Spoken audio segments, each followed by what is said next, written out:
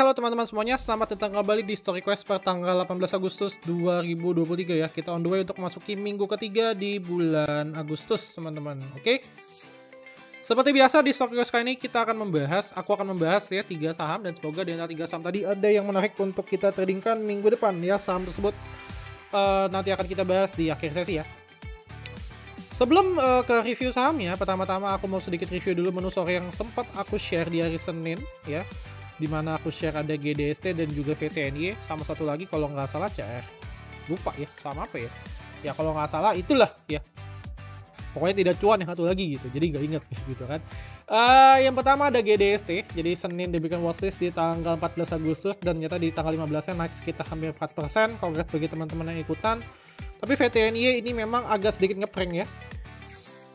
Di tanggal 14 dikasih watchlist, di tanggal 15-nya dia ngeprank dulu minus 11%, tapi Indian high-nya sih plus tempat nyentuh 2,5% ya. Dan terus kemudian dia baru naik di tanggal 16 sebesar 12%. Jadi memang agak sedikit ngeprank lah ya. Oke, bagi teman-teman yang mau join for free ya, silahkan klik link yang ada di bio ya. Sorry, yang ada di caption di YouTube yang ada di bawah. Dan setiap seminggu sekitar 2 kali aku akan coba memberikan free watchlist untuk teman-teman semuanya ya, yang bagi mau mendapatkan watchlist menu sore secara gratis gitu. Oke, kemudian next kita akan bahas terkait IHSG terlebih dahulu ya. IHSG minggu ini breakdown ke area minus 0,29%, ke area 6859,91. Ya cukup banyak lah ya saham yang merah, terutama di hari Jumat kemarin ada sekitar 300 lebih ya saham yang merah teman-teman semuanya. Ya, jadi kalau misalkan teman-teman lihat IHSG breakdown trendline yang ada di bawah ini ya, breakdown trendline yang ada di bawah ini ya, dan menjadi indikasi kurang bagus bagi IHSG kita.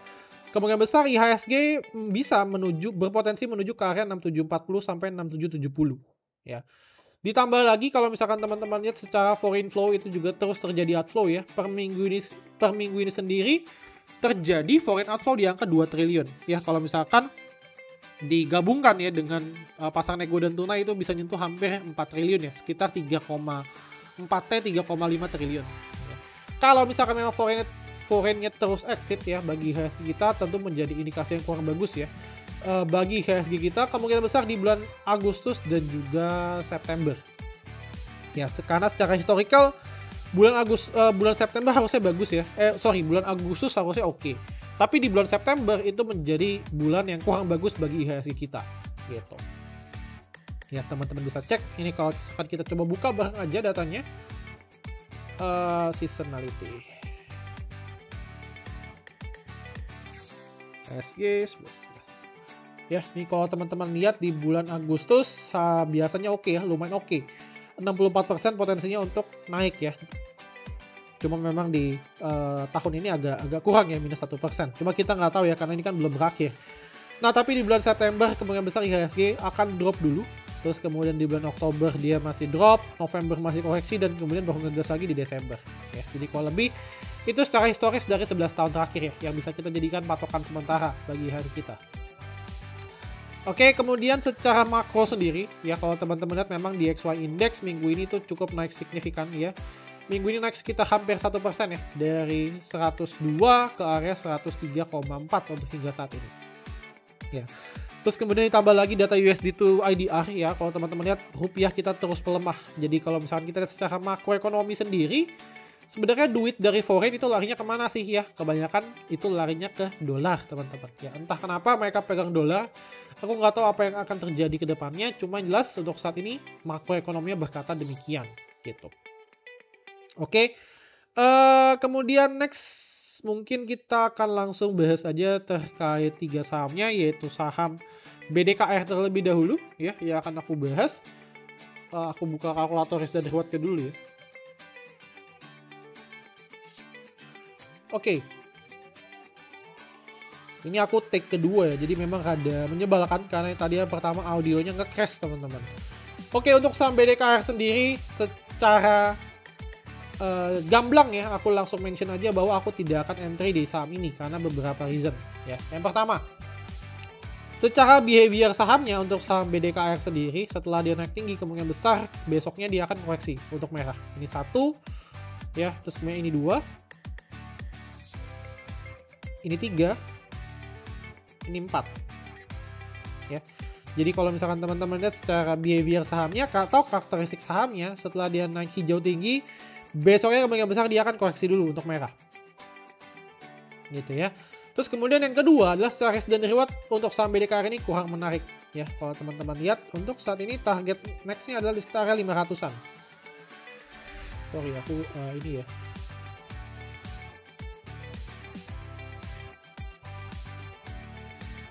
Nah, dia sudah nembus area 361,8 dan next-nya itu di sekitar area 423,6 ya, itu di sekitar area 500. Jadi ini kurang lebih sekitar beberapa tick aja ya, 12 poin ya, kurang lebih lah ya. Berarti kurang lebih cuma 3-4%-nya aja. Tapi di sisi lain ya, secara risk-nya itu lumayan jauh. Dimana kalau misalkan teman-teman menetapkan level risikonya itu di sekitar area ini 410 ya, itu kan sudah hampir berapa persen tuh ya, dari 488 ke 410 ya, sudah hampir 16%. Jadi risknya 16% tapi risknya 16% tapi rewardnya cuma sekitar 3-4% aja. Jadi jangan beranggapan bahwa saham itu akan naik terus seperti ini teman-teman ya, langsung naik tinggi terus ya. Justru yang kayak gini-gini bahaya ya, karena berpotensi untuk disuspend. Jadi saranku sih, daripada nggak bisa tidur ya, maka better kita skip dulu sahamnya.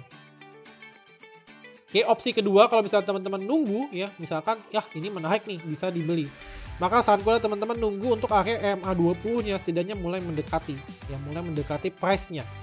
Karena ini kan jauh ya gap-nya ya. Kalau teman-teman lihat ya, jauh, ini jauh.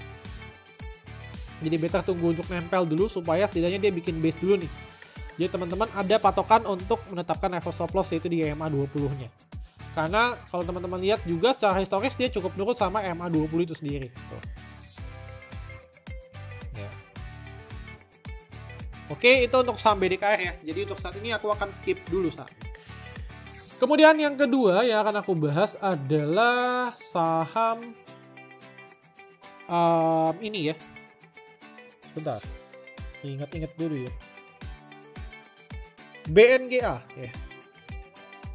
Nah, kalau untuk saham BNGA sendiri aku rasa cukup menarik ya. Ini teman-teman bisa lihat bahwa untuk saham BNGA sendiri itu mulai mendekati salah satu area base buy, yaitu di sekitar area EMA20.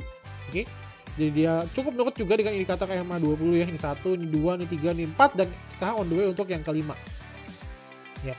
Jadi kalau misalkan secara tren ini juga masih up, masih oke banget ya. Dan area belinya menurutku sih cuma tinggal pinter-pinternya kita aja untuk still beli. Ya, level stop loss teman-teman bisa put di sekitar area ini 1670 dengan target di sekitar ini ya 1815 ya, 1815 sampai 1800-an ya, segini. Oke.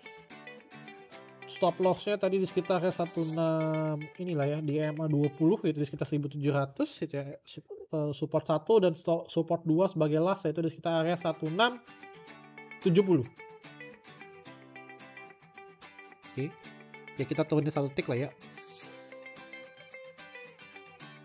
1690 dan 1660. Oke, terus kemudian secara reward dia itu di sekitar area 1800 ya. Ya anggaplah 1800. Oke, jadi sebenarnya kalau misalkan teman-teman titik entry-nya oke ya, alias belinya nyicil gitu ya, misalkan 1740, 1720, 1700 gitu ya, maka sebenarnya risk dan reward-nya menarik. Teman-teman coba bayangin kalau misalkan teman-teman dapat di sekitar 1700 ya, maka risk dan reward-nya akan bisa jadi 1:2 dan menurutku itu menjadi menarik ya bagi saham BNGA sendiri. Ya secara bandarmologi sebenarnya juga masih aman ya.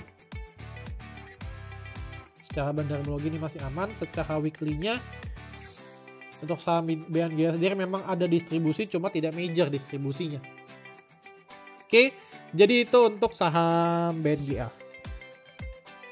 Terakhir adalah di saham ADMR ya teman-teman ya. Nah untuk saham ADMR sendiri kalau teman-teman lihat memang secara weekly-nya ini bagus ya. Secara weekly ini cukup bagus karena dia sudah break pattern double bottom ya, double bottom, Adam dan if. Jadi kalau misalkan teman-teman belajar yang namanya analisa teknikal ya, double bottom biasa itu kan kayak gini ya, kayak halfway. Cuma bedanya di saham ADMR ini adalah secara weekly-nya dia membentuk higher low ya, dan sudah di breakout. Jadi dia kayak cup and handle gitu ya. Terus kemudian yang kedua, dia sudah breakout dari trendline weekly-nya. Ya, jadi berdasarkan target price, kalau misalkan kita ukur dari ininya, kedalaman polanya ya, yaitu bottom yang pertama dia bisa menyentuh sekitar 1400-an. Kalau misalkan bottom yang kedua yang lebih pendek dia menyentuh 1280 sampai 1300 gitu. Oke. Nah, secara daily-nya kita akan coba ubah ke daily untuk menentukan entry point. Nah, kalau misalkan teman-teman entry di sekitar 1180. Oke. Level stop loss-nya teman-teman misalnya put ya di sekitar area sini 1100 dan last di 1050.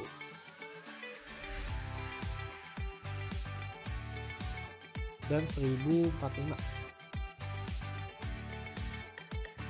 Bener kan ya, kalau saham seribuan itu faksi harganya 5 kan ya, betul kan? Ya betul ya. Terus kemudian dengan target price yaitu di sekitar sini ya, 1300. Oke. Di sekitar 1300 sampai di 1370. Nah, jadi untuk saham ADMR sendiri memang secara risk dan reward masih cukup menarik kalau teman-teman lihat. Masih 1:1 ya. Tapi kalau misalkan teman-teman bisa dapat di bawah 180 itu oke. Jadi saranku sih boleh beli, tapi belinya yaitu nyicil ya, belinya nyicil. Jadi jangan terlalu agresif beli di satu harga. Jadi better, akan lebih wise untuk teman-teman bisa belinya nyicil. Ya, cicil beli. Oke. Secara broker summary mingguan ini juga cukup bagus untuk saham ADMR sendiri, di mana pelan-pelan dia mulai menunjukkan tanda akumulasi ya. Kalau teman-teman lihat secara top 5-nya ini mulai pelan-pelan menunjukkan tanda akumulasi. Ya. YU, BK, ZP, LG, dan AZ. Ya, itu ada AK, SQ, CC, KKY, dan YP. Oke. Jadi itu untuk saham ADMR. Terus kemudian sebagai tambahan juga dia indikator MA20 sudah mulai closing up di atas MA5 ya. Jadi menurutku sudah menjadi tanda-tanda awal bahwa saham ini berpotensi untuk reversal dan menuju ke area 1300. Oke. Kalau kita ukur by daily-nya, coba ya kita ukur ya. Apakah dia kena Fibonacci-nya?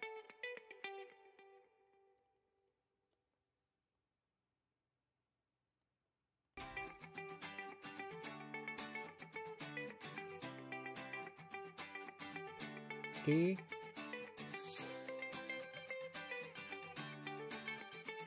Nah, yes. Ini adalah area Fibonacci-nya ya. Jadi kurang lebih targetnya biasanya akan menyentuh 50%. Yaitu di sekitar area 1250 lah ya. Jadi kurang lebih mirip-mirip dengan target perhitungan yang sudah aku buat, yaitu di sekitar area 1300-an. Jadi saranku sih deket-deket sini ya cicil TP dulu aja. Nah, kalau dikasih turun boleh cicil beli ya. Selama dia tidak drop di bawah 1100 tadi, itu masih oke. Dengan target kenaikan di sekitar 1250. Karena menurutku inflow-nya ini mulai ada. Kalau kita tariknya agak jauhan secara broker summary-nya dari tanggal 22 Juni misalnya. Nah, ini adalah broker summary-nya ya. Jadi distribusi oleh AK, tapi pelan-pelan memang mulai ada yang nampung oleh YU, BB, dan NI. Gitu. Oke. Paling segitu aja ya teman-teman terkait story quest kali ini. Semoga bermanfaat. Jangan lupa untuk di like, subscribe, dan juga share ke teman-teman kalian supaya teman-teman kalian makin jago melakukan analisa saham baik itu fundamental maupun analisa teknikal. Dan bagi teman-teman yang memang mau cobain ya watchlist menu sore yang ada di free group aku, nanti akan aku put linknya di deskripsi di YouTube supaya teman-teman bisa langsung join. Dan sebagai tambahan, hari ini juga merupakan promo terakhir, promo kemerdekaan ya. Jadi kalau misalkan teman-teman mau, kita masih ada diskon kurang lebih sekitar 30% ya dengan kode promo KCLIDN 30, dan ini akan close hari ini ya, pada tanggal 20 Agustus.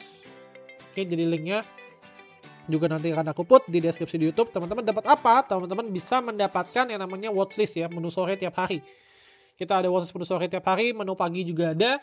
Kemudian juga ada rekomendasi saham swing dan juga ada beberapa rekomendasi saham IPO ya. Dan kayaknya akan mau nambah untuk satu rekomendasi di waran lagi gitu.